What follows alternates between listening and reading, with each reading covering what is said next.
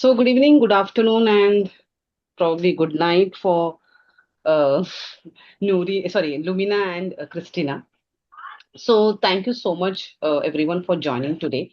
And thank you especially to Lumina and Christina for joining us today. And we will soon switch the cameras and mics towards you because we are looking forward to hear your experience because that's the main topic today. So, I would request all of you to write your name and location in the chat and so that we know where you're joining from. So before we begin, I would like to ask a few questions to all. When we say New Zealand, what comes to your mind? What is something that comes to your mind when I say New Zealand? Hi, Shika. Hi, Krishna. Is there something that comes to your mind when I say, okay, somebody said nature. I think for me also, I was also thinking about same thing. I think we all know that New Zealand is known for its breathtaking nature and beautiful mountains. And there's something very unique in New Zealand is, I don't know, the Lord of the Rings trilogy was filmed entirely in New Zealand, more than 150 locations, both in North and South Islands. Okay, so today we're not going to speak about nature and all those things. Today we're going to speak about how New Zealand can shape your future. We have two students here who will share their experience.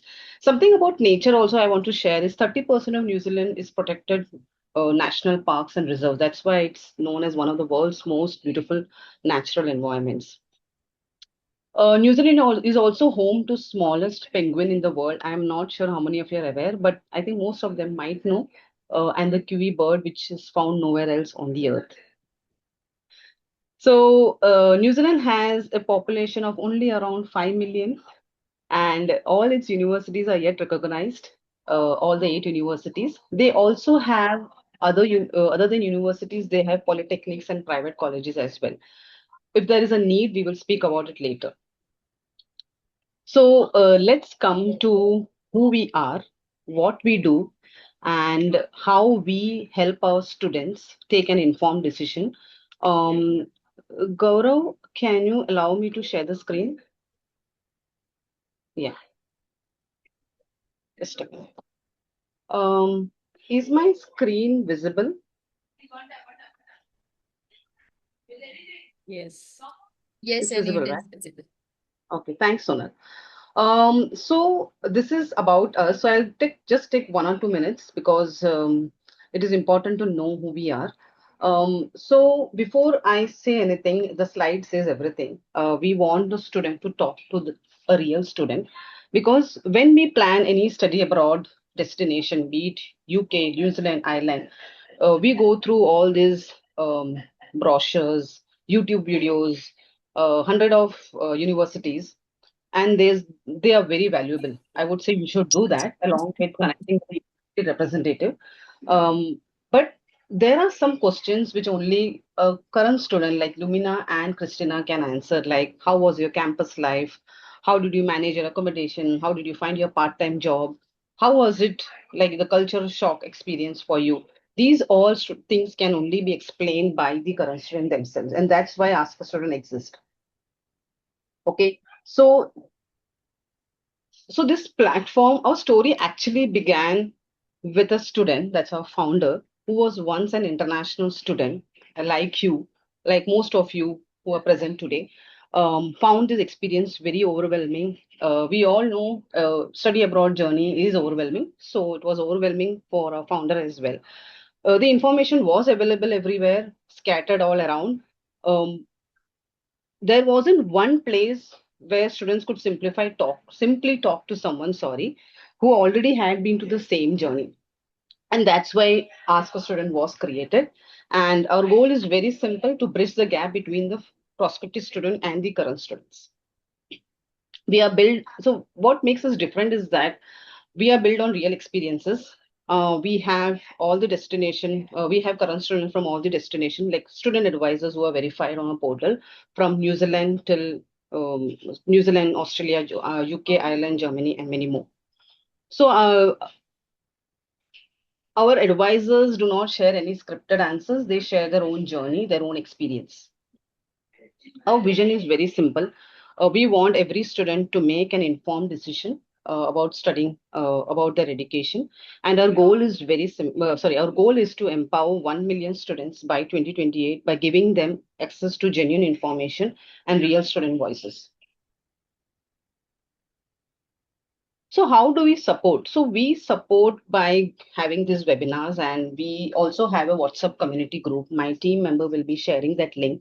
If you are not a part of this community, I request you to join this community because we update about the events. We also have a forum where you can ask directly to current students, and in the WhatsApp group you can talk with fellow students and get insights and help from them. So we do these webinars every now and then, and we keep updating in the group. So I would like to share some numbers here. We are proud to say that we have supported 10,000 students, and we have a network of 600 plus student advisors, and we are growing. And we have these students from 400 plus universities across the globe. And we are excited now to have all of you to be a part of this network of Ask a Student. So that's a little about us, and we will. I will now request our student advisors to unmute themselves. Maybe Christina. Let's go alphabetically. Christina, can you unmute yourself and share your experience? You're free to speak, but please go ahead and share. Yeah. And to others, please keep yourself on mute. We will give you time to ask your questions. Either raise your hands or I type the chat. For now, Christina, can you please go ahead and introduce yourself? Yeah. Yeah, sure. So, kia ora, everyone. I'm Christina. I'm currently located in Auckland. So, I am doing my doctoral degree with Massey University in psychology. So I started here 6 years ago. I was with University of Auckland for the last 5 years, so it's a long time. And I started off as with bachelor and to honors, and then jumped to PhD at Massey. So I kind of changed institution. That's kind of different. Um, if I want to talk about maybe, I think you will be curious about maybe work related information. So um, I guess it really depends on the timing you're coming because work is always related to the kind of political environment and all the policy, etc., and the competition. So now I think, I mean, in general, globally, we're kind of in recession. So it is will be more competitive to find a job. So sorry, not that much information around that because we just sort of different timing, different context can't help. Um, about maybe cultural shock. I don't think I had a big one. Just I think one thing is that New Zealand, especially Auckland, is a very, very diverse in ethnicity, so cultural background, etc. So you'll meet people literally from all over the world. And you will just find your own group, I guess. Yeah, that's from me just for now. And I'm happy to answer any follow-up questions and to give more detail. Thank you.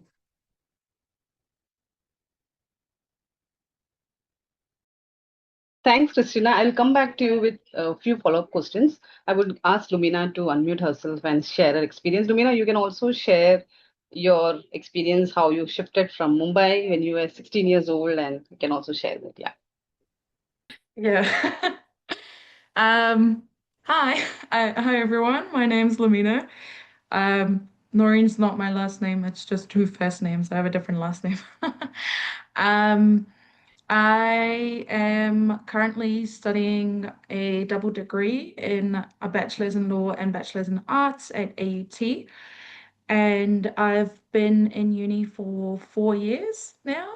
Um, my family moved here about 7 years ago, just over 7 years ago. So it was my entire family moved here. My dad did his master's here, and that's how we've settled down in New Zealand now. Um, from when I was younger, when I was born in Mumbai, born and raised in Mumbai until I was 16. Went to Divine Child High School in Mumbai and went to St. Xavier's College for a little bit and then moved here. Moving to New Zealand is quite a big change, but if you do have any children as well, I think it's quite a good place to move to. Um, there's a lot of support systems, and everybody is quite friendly and really open to help you out, especially with university. Depending on what uni you're going to, that they're really, really helpful.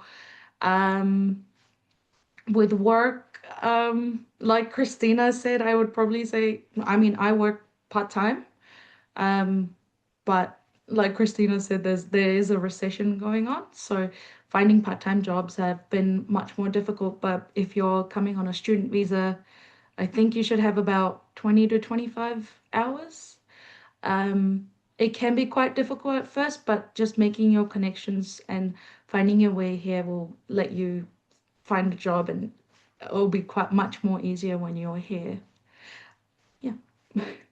Was there something else that I was meant to cover as well, Annie? No, it was great. Lumina, I'll come back to you. Let It's me all good. just ask some follow-up questions to Christina. So, Christina, what inspired you to select New Zealand for your studies, coming from your, the experience that you have in your home country? What was that choice? Why did you choose New Zealand, or what inspired you to choose New Zealand for your higher studies? Um, my answer probably is not really something that inspiring kind of you're looking for. It's more just like a family thing because I have Okay. family in Australia, so kind of naturally, well, next door. Yeah. Okay, so it was very simple, nothing just because of family, and that's a very valid point. I think for many of us, when there is a family, it becomes easy for you to select that. Thank you so much. Lumina, your profile says that you have a double degree. Many students may not be familiar with a double degree. Could you please explain what that means and why you chose this pathway? Um, so normally a bachelor's degree, you can choose to just do your bachelor's, which is about 3 to 4 years, depending on what degree it is. For a law degree, it's 4 years, in New Zealand. And I wanted to do in your first year of law school, you're meant to do a double or a conjoint degree, because there's not enough papers in a single law degree at a first year level. So that's why you have to do one. But I wanted to go into family law, so that's why I thought that doing an arts degree with criminology and psychology would be quite helpful. And Hmm. I love those subjects as well. They go really well with understanding the relations in between how psychology works with criminology, and then those influence how law is developed. Um, but at the end of my degree, I get 2 degrees. If you're doing a double degree, if you're doing a conjoint, you only get 1 degree, and maybe they'll say like you've done a conjoint, you've got a specialization in a different major. But doing a double degree means I have 2 degrees, and no one in my family has done a double degree yet. So I was like, yeah, let's do one. Yeah. Thanks, Lumina. I have one more question. Was it easy to make friends and settle down in the university life? Or I can say, what advice would you give to new international students? We have many students who have joined today, will be joining the next intake, the July intake. Yeah. So, what advice would you give? Shika is nodding her head. She's moving next month. So, what advice would you give for the new students, like for someone who is going to move for the first time? Yeah. Yeah. Um, for me, when I moved here, I moved when I went straight into high school. Yeah, I So know that. going into the high school environment is much more different. Like you see the same people every day. And school is more structured. So you get to see the same people in the same classes, and that's how you kind of form those relationships. Of course, university is much more different. Of course, you will see the same people in your classes, but I think I'd encourage you to join clubs at uni.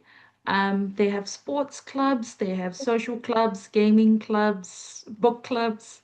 Any sort of club, any sort of social event is quite good to make those connections even beyond your degree, even beyond just the master's program or the postgrad program that you're planning on doing. and that would just help you, I guess, grow into the community much more, form those connections, and that will help you out with finding a new job, volunteering, things like that. Yeah. Thank you so much, Limina. That was good to know. Christina, I have one question based on your profile. So you are fluent in multiple languages, right? That's what your profile says. So, Not fluent, but like good enough to different levels. okay. So has being multi-language this benefited you while while applying to university? Did it make any difference? Sorry, can you say your question again? Yeah, so has being multilingual helped you in university or making friends? It became easier for you from different countries.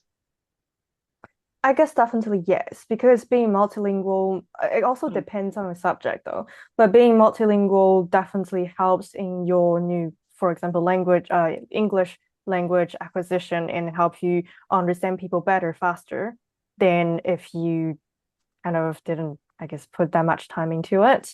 Um, so I guess like language learning kind of contributes to your social ability in the sense that you understand, embrace that differences better. So when you're meeting people from all over the world, you kind of know partially a little bit of what that culture people might prefer or dislike. And so you can sort of fit in better with people and faster. Thank you so much.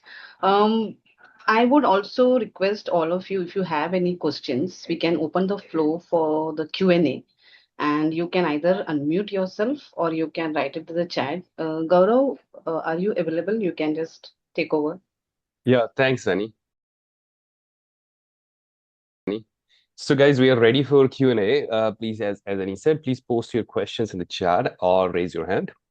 In the meantime, Krishna, I have one question for you. So, you have been to two university, University of Auckland and Massey University, and we get a lot of questions about which university is better. So, from that perspective, do you have any insight for our participants? I think it depends on your level of study. So, for example, if you're doing, I guess, let's say bachelor, diploma, you're not doing any research related kind of degrees. I don't think it matters that much. It's more about your discipline. Because Mhm. when you look at the university ranking, it's more about the higher level education's outcome that's influencing university's ranking. Um,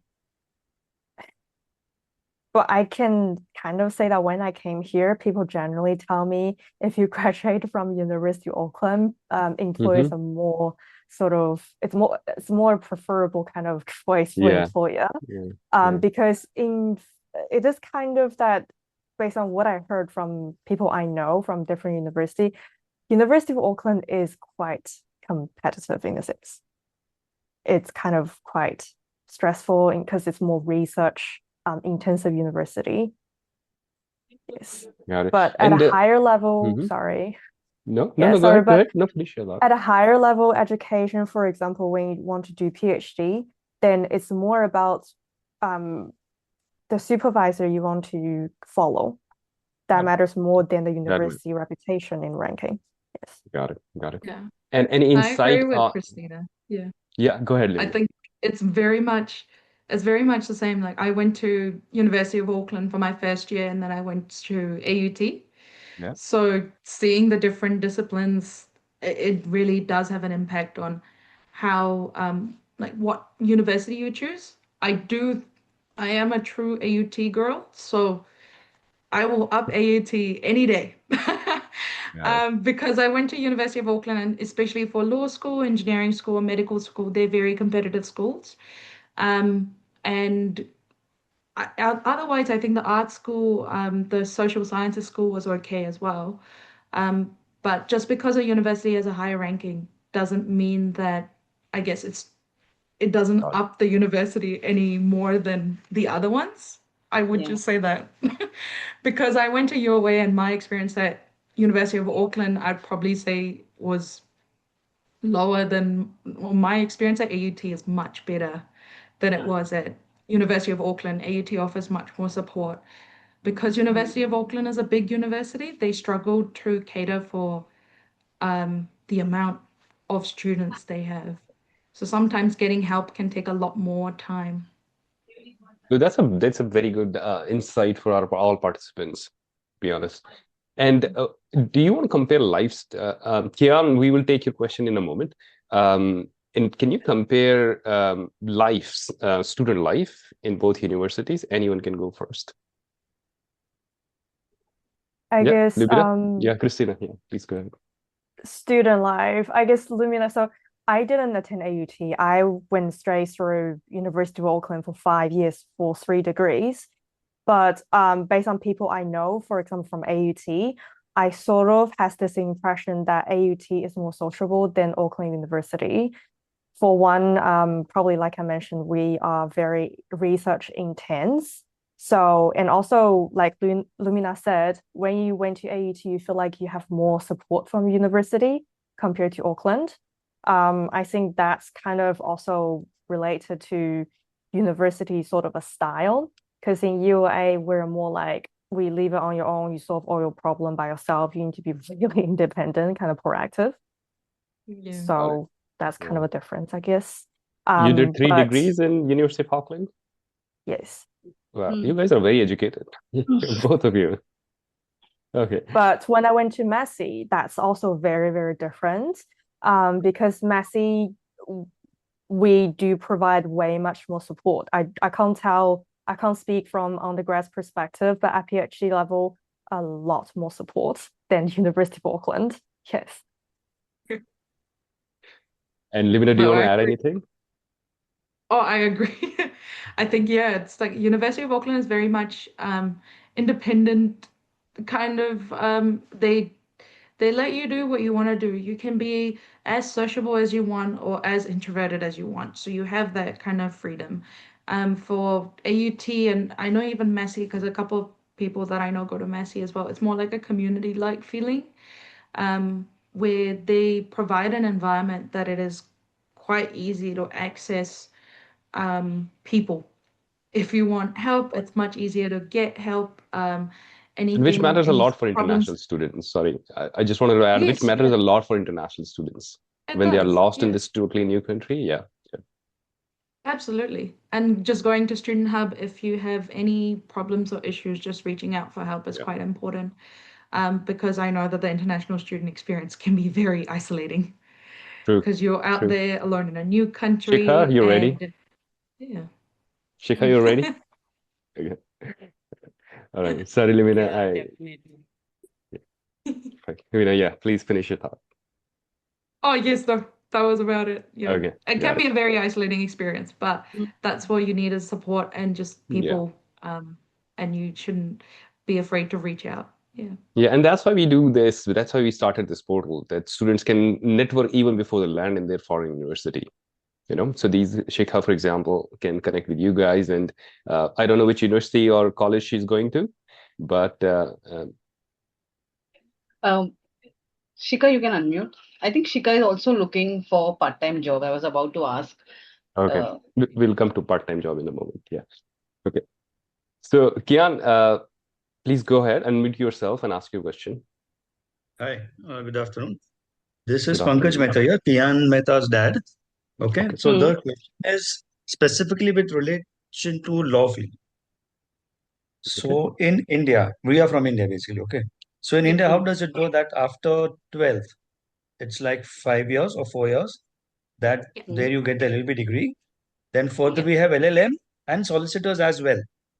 So with Yeah. reference to New Zealand, after LLB, what further education is there in that field itself, in the legal field? Um, I probably would start by explaining how the LLB actually works here. Mhm. So in New Zealand, you finish high school, you go up to year 13. So in India, it's because I did my board exams in India. I did my 10th standard board exams in India. Awful. Mhm. But I did my 10th standard and I was about 15. Moved here when I was 16, went into year 11.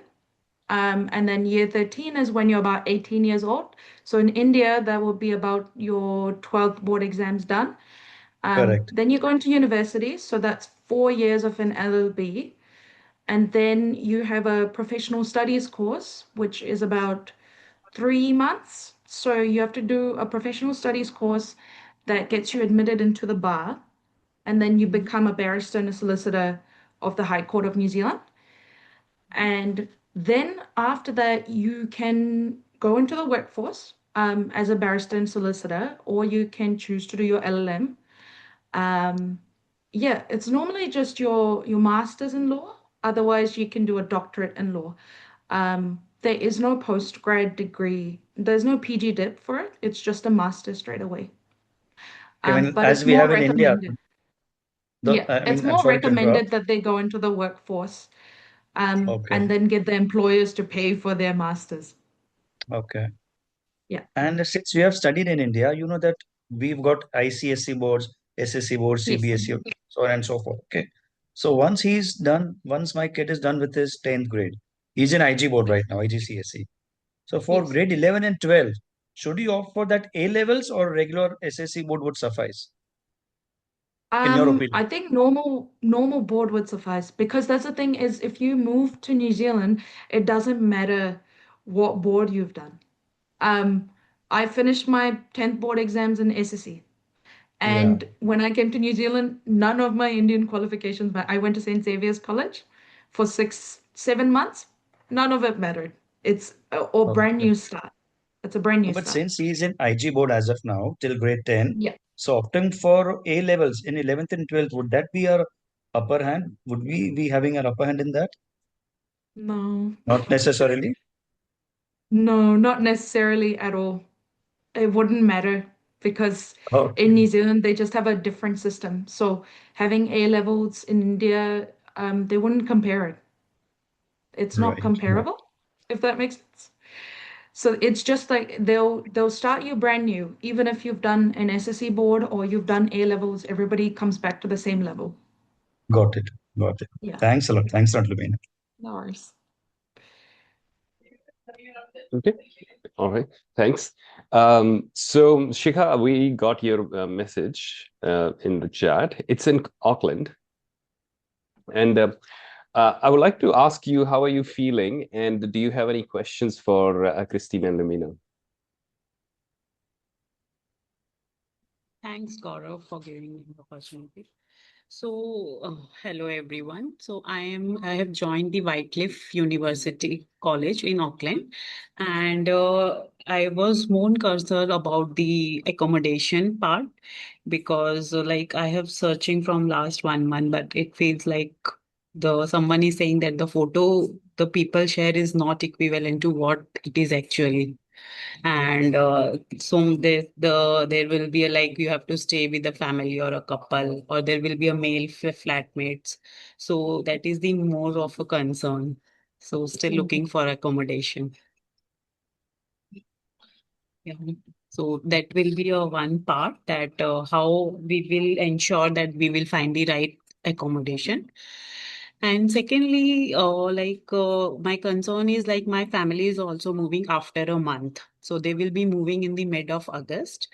So currently I'm finding for a month, but then I will have to move for a accommodation which offers me a family a stay.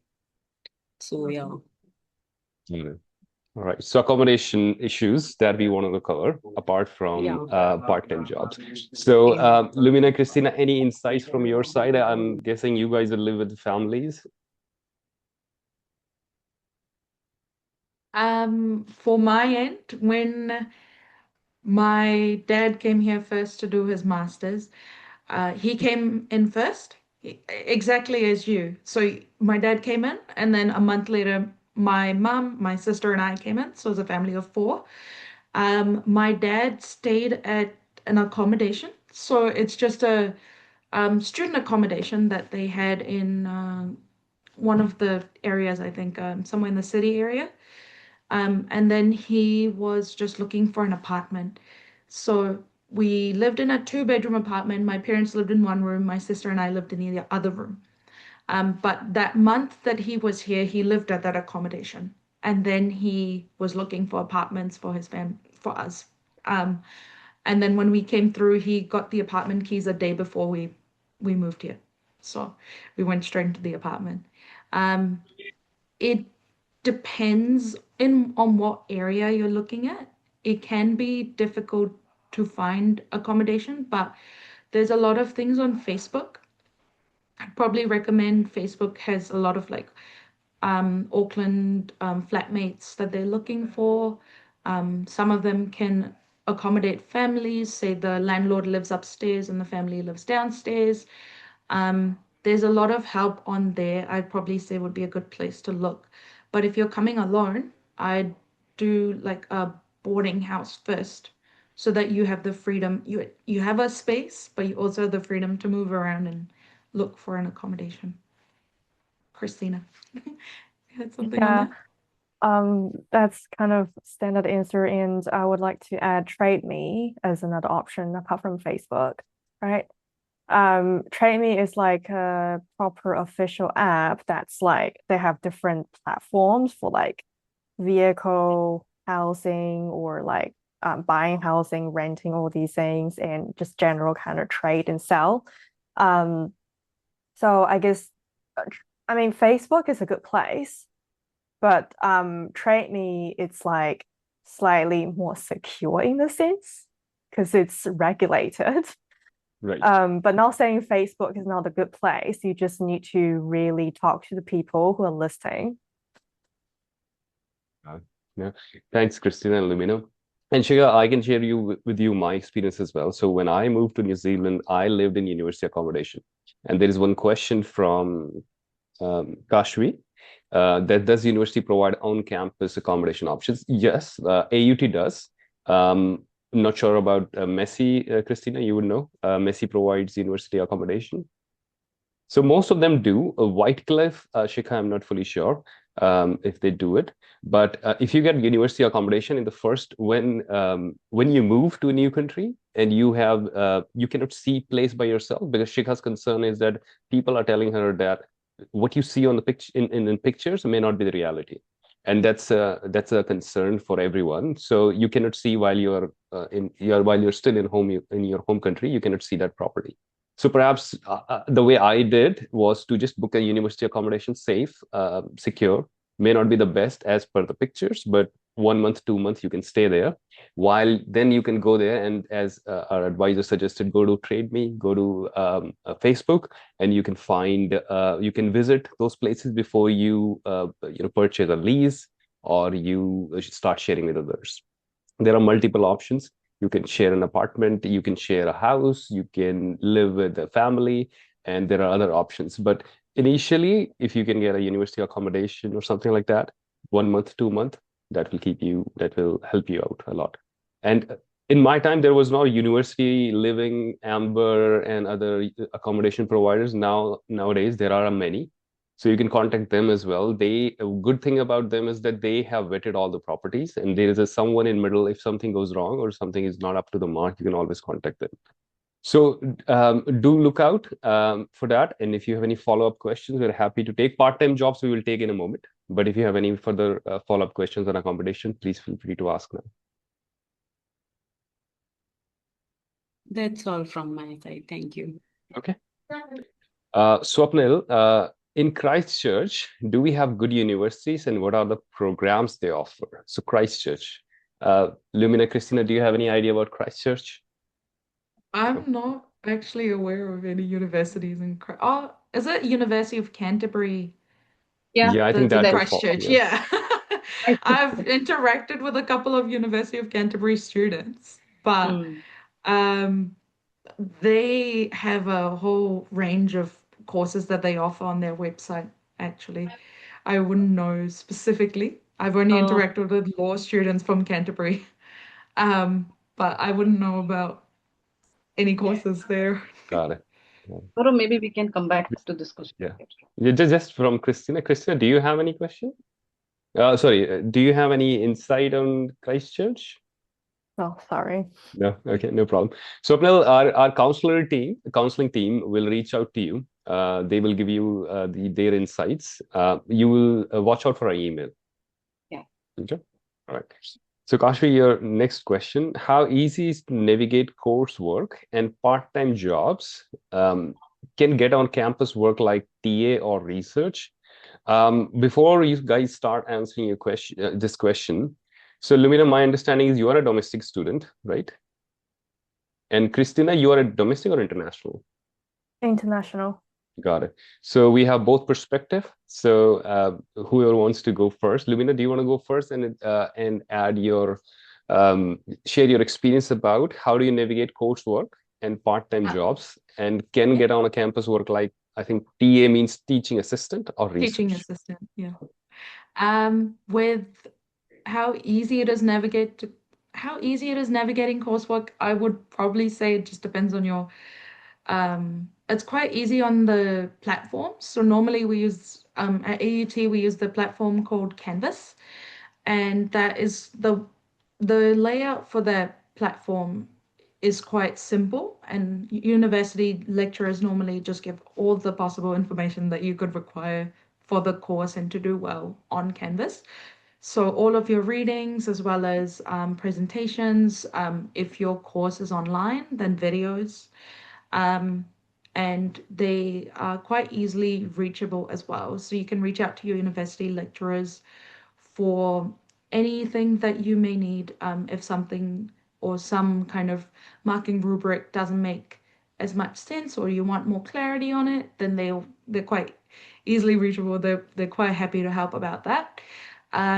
Because you're coming from a different country, the assessment requirements can be a little bit harder to understand or harder to navigate through. So AUT Library, I know, offers critical thinking and writing skills workshops. So they're quite good with how you can learn how to write and navigate through the content according to what your course requires, which is quite important because you want to get those good grades and you want to make sure that you're getting your perspective across in a way that is acceptable according to the university requirements. Um, yeah, so navigating coursework is easy. It's how proactive you are. If you are proactive through it, you've got it. And there's help out there, so you just reach out for help and you should be good. In terms of getting part-time jobs, I would recommend looking at 3 websites. You've got Seek, which is SEEK. I'll write it down on the chat. But it's Seek, Indeed, and Student Job Search. They're quite helpful websites that I know people can find part-time jobs on. Working as a TA is very hard. For teaching assistants for law school, at least, I know that the teaching assistants are mostly in the master's program. So undergrad wouldn't be going into research at all or becoming a teaching assistant is much more harder. It will be master student thing. So I think Christina will be more knowledgeable in that aspect. Thanks, Lumina. Christina, over to you. Any insights? So I guess I'll just start with the TA part. Usually, I don't think there's a disciplinary difference, but usually only postgrad students can be TA. Okay. Yes. So when you're doing any postgraduate degrees before PhD, it's like you kind of really need to talk to people and ask about opportunities and then to find it. But PhD, it really depends because like sometimes in some programs in discipline, your professor will kind of prioritize you as a master student, honor student, or PhD student to give you this experience because it really matters for your academia trajectory. But I guess the higher degree, the higher prioritization to them. But some of the program, It's more like doesn't really matter you're doing PhD, master, or honors. It's really just about if you happen to run into this opportunity and talk to the right person. Got it. And then we have a question from Kavita. What is the IELTS band required for studying in New Zealand? Kavita, I asked you a question that that it depends on level of study. So if you're going for bachelor's, you are okay with, I think, 6 or 6.5. If you're going for a master's, I think they need 7 minimum. So once you let us know what level you are considering at your studies, we can respond to your question. Okay. Yeah, I would probably say PTE is much better than IELTS. I had to do PTE because after your child turns 16, they have to do the PTE to get your residence requirements. So I'd recommend a PTE instead of the IELTS because the IELTS is a much harder requirement. But I don't know what the immigration requirements are now. Possibly IELTS might be more important for that. Got it. Yes, there's one one thought process that most of the people think about is that only IELTS can get you into New Zealand, that IELTS is the only English language test accepted by New Zealand. But I will also recommend people to look at TOEFL, PTE, other exams. If they are accepted, perhaps they might be cheaper because IELTS is expensive. Perhaps it can be easier or cheaper. I don't know, but do look for other options as well. All right, so we have next question from Srija. Can you also share which are the fields you have good opportunities in New Zealand now? Yes, so that's about field and part-time jobs. So we have Christina, do you want to add something about part-time jobs and let us know if you are doing a part-time job or you guys have already given some idea about that. It's recession time, so jobs are a little harder to find. But what's your overall, I mean, that's the overall outlook, but anything else do you want to add on part-time jobs, where to look for them, how much can you make, number of hours, being international student, is it 20 or 25?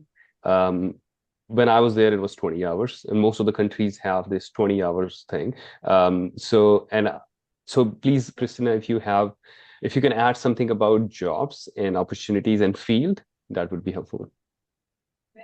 So what Lumina has shared, it's already what I was going to say, the 3 website for looking for jobs. And also sometimes you can find some opportunities on Facebook as well. So for example, if you live in this specific area, you can join the community kind of Facebook page, and sometimes people may post job there, but you kind of need to be careful if it's really a position or it's just an, I don't know, scam ad. I have going to ask that follow-up question. Can we trust Facebook? So yeah. Yes. But the 3 websites Lumina has mentioned is definitely reliable. Especially I find student job search is more responsive than the other 2. Yes. So for, I guess, like Lumina said, one thing she mentioned about being proactive, that's very, very important, no matter it's in academia or in your kind of job hunting parts. You really need to just keep talking to people, making connections, and because you can never anticipate when you'll get an opportunity. Yes. No, that's helpful. And Lumina, do you want to add anything? For part-time jobs, especially with anything that's about 20 hours, it's very hard for international students to get jobs. At my workplace, normally I've worked in retail. So I started working when I was in high school, when I was about 17. It's quite normal for kids to have jobs. Once you're 16, you're eligible to work. So I went straight into retail, working at the uniform shop in my school. So that's how I got into retail, and that's normally the jobs that you would get offered because of that 20-hour limit are retail or hospitality jobs. They are good. It just depends what company you work on. And you can get those jobs anywhere, like working in the malls. I've worked with a lot of different clothing companies and a lot of different fashion industry companies. Um, you get benefits because you get discounts on their things as well. So that can be a nice thing. But because of the recession, I do know that there's sometimes people have been applying to jobs and they're not getting responses. Or sometimes they've been applying to jobs and there's 100 or 300 people that have applied for the same job. Yeah. And it's a part-time job and it's minimum wage. True. So Yeah. it just depends how you go through. I recommend the best thing is just to, with university, I know that the university library sometimes offers jobs, the university security offers jobs, and students can work those jobs as well. Um, it's just about making, I'd probably say just connections. If you socialize and you've got like the university clubs as well, you can go through those different places and you can those relationships can lead you to getting jobs because I feel like New Zealand becoming is it's a community-based country. So the people you know is how you get around and just finding out those different opportunities that come up, apply for anything and everything you possibly can. Something will hit the spot. Yeah. Yeah. No, that's very helpful. So you touched upon community-based society, and I think that's a very important point when you go out and search for jobs. So applying, yeah, do definitely apply on the website that our advisors have shared. Student job search is dedicated to students, so you will find, and most of them will fall under 20 hours guidelines, 20 or 25 hours guideline, whatever is the current guideline. But do reach, I know people who have found jobs by contacts, or just getting into a store and ask, do you have any part-time job available? Can I talk to your manager? So if you like a store and you like the culture there, you visit that store. You maybe Starbucks coffee, you visit there. You can ask for a manager or just ask if you have any jobs. A lot of people I know have found jobs like that. I'm talking about part-time jobs, not jobs in your field. But university is definitely a good place to start, where you can go to, libraries and teaching assistant, as Christina said, if you're a postgraduate student or a PhD student, do talk to your university. International hub, especially international hub at each university and college can really guide you. If they have a job, they can connect you with people. Every university and college also have employer contacts, right? So if you are serious about a job, they should contact some employers in their network who can help you. Maybe they have a job. So definitely university is a great place to start, and then it's all those websites. If you're very serious about going to New Zealand, Shikha, you should definitely make account on Student Job Search, Trade Me, Seek, for sure. So now moving on to discipline, which field, I should say field, which field is good? So I know you guys can talk about your field. So Christina, which field are you from, and how do you see a future in your field in New Zealand? And I know a lot of people from New Zealand move to Australia. That also a question, perhaps not for this time, but if you have any, how do you feel about your field of study in New Zealand? So I studied in psychology, language teaching, and French in my bachelor. So three fields, but the main one I'm pursuing is psychology. And to be very frank, I'm not highly recommending to go on this path unless you're very, very dedicated, want to work in psychology fields as a psychologist or a researcher, because this is a long, long way. Just like trying to be a doctor, it's kind of a doctor being a psychologist. It can take years. You need to do your bachelor, which is standard 3 years in New Zealand, and you have to get into one of the scope. So these are all designed pathways for you to become registered psychologist in New Zealand. These are highly, highly competitive, and not every university has offer for each scope. And for the ones has the offer, usually, for example, University of Auckland, we only offer about 12 to 16 positions in the kind of postgraduate programs.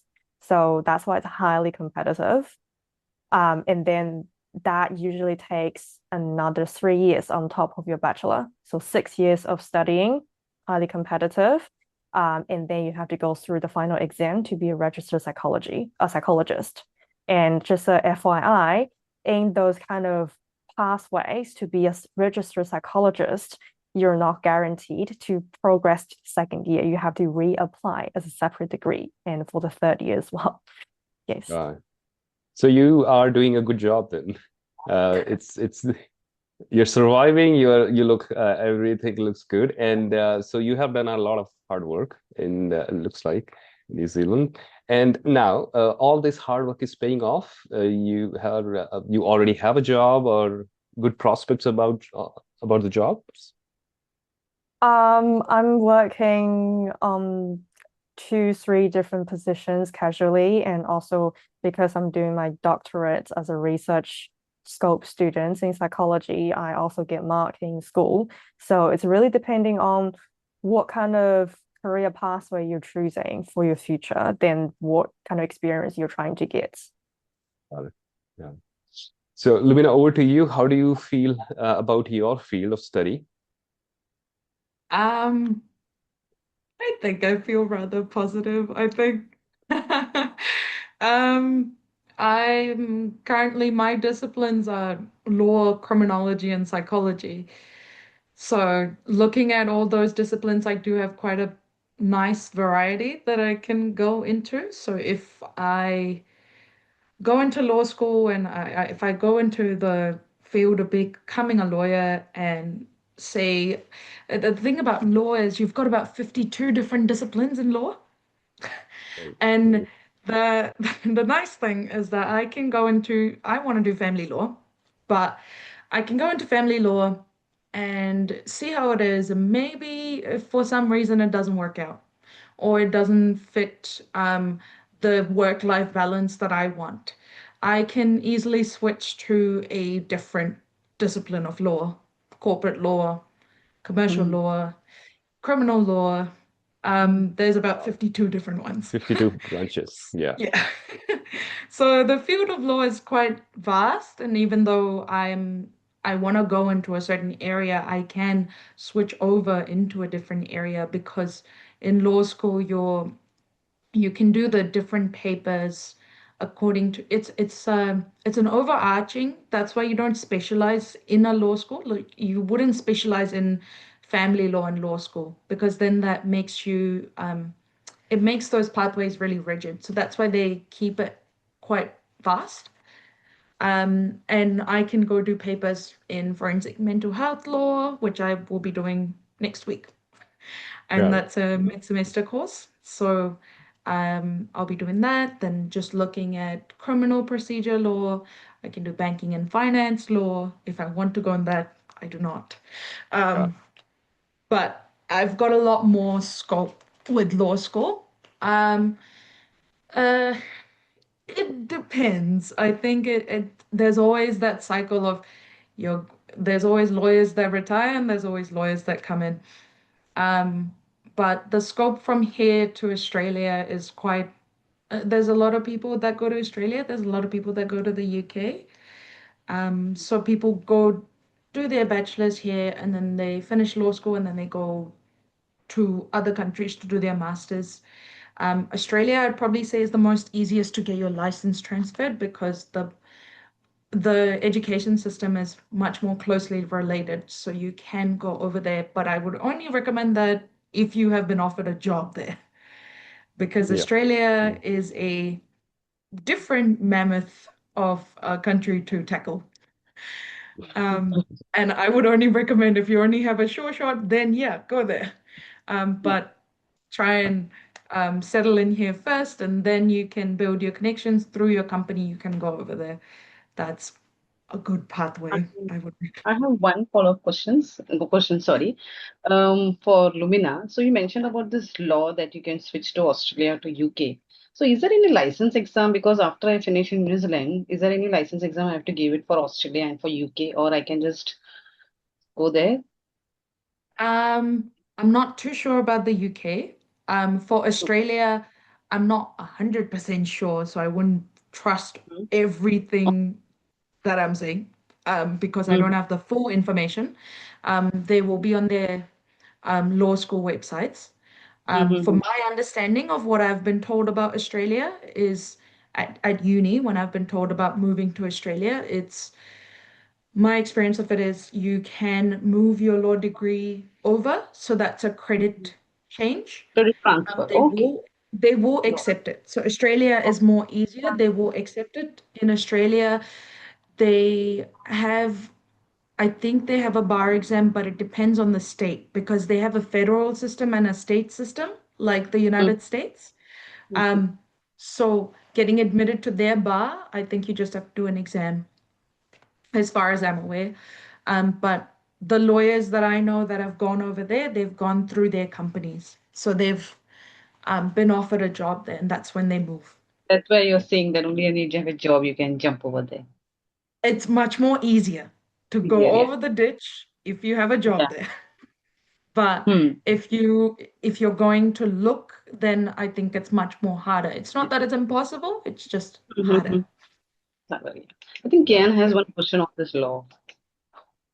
Oh, Um, um, with oh, New Zealand law school, for Kian, I there's don't no think so. entrance exams. I think it's You the just grades and you know, I think grades and IELTS score. This language proficiency, I think that's what they check. yeah. Because I'm not too sure about the international requirements for law school. I think that will be more, you would have to contact the university to check in what the requirements are. You should be able to find them on their website as well. Um, for me, because I was a domestic student, it was just that I needed credits in my English language courses, and I needed to just do English language courses. In high school, I did English, calculus, photography. Um, Mm. and all my other courses, biology and chemistry. So, absolutely random courses that don't have any effect on law, but the way that they function is they just want your English language skills to be okay. So they'll just look at your IELTS, I think. Yeah. Got it. But there's no entrance exams in law school. It's only you need to get a grade point average in first year, which is a B plus to get into second year law school, and then you're in it. Yeah. Okay. So we have last question from Aryan. Is New Zealand good for students who wants to study higher physics? So my guess is that you will guys will not be able to answer because that's not right. Okay. Uh, Not a problem. Aryan, our counseling team will reach out to you with with the answer to your question. Okay. So now we have one last question, and then we will wrap up. So both of you, how do you rate New Zealand for your studies? So 10 is the highest you can give, 1 is the least you can give. So starting with Christina. Christina, how would you rate your study experience in New Zealand? I would say 7.5. 7.5. Okay. And what could have New Zealand done to increase the rating? I think still it will go back to kind of institution differences. And I think if University of Auckland could have like give more support, for example, in library, in general kind of student life, and I'll probably be slightly higher. But I think it's not bad score already. Yeah, it's 7.5 is pretty high. So anything above 6 is very high. I mean, that's the country you should go to. Yeah, for sure. It's already good. So over to you, Lumina. I'd probably say similar to Christina as well, like maybe an 8. If I'm being honest, I've been in the system since um, going in from high school to going into university.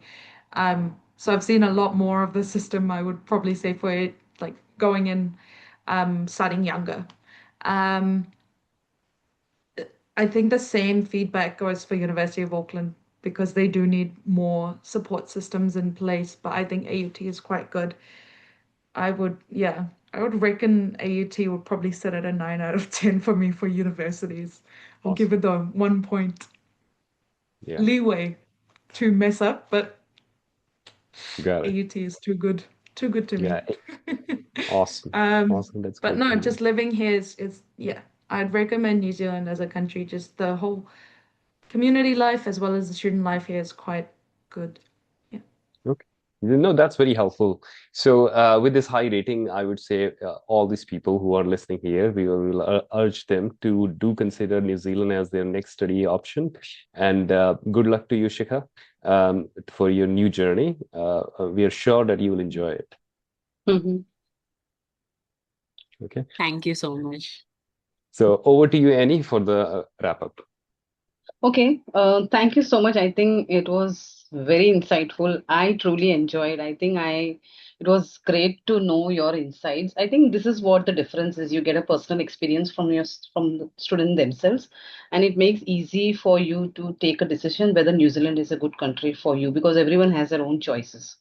So thank you so much, Lumina, Christina, and all the participants and my team for joining. And it was a great session.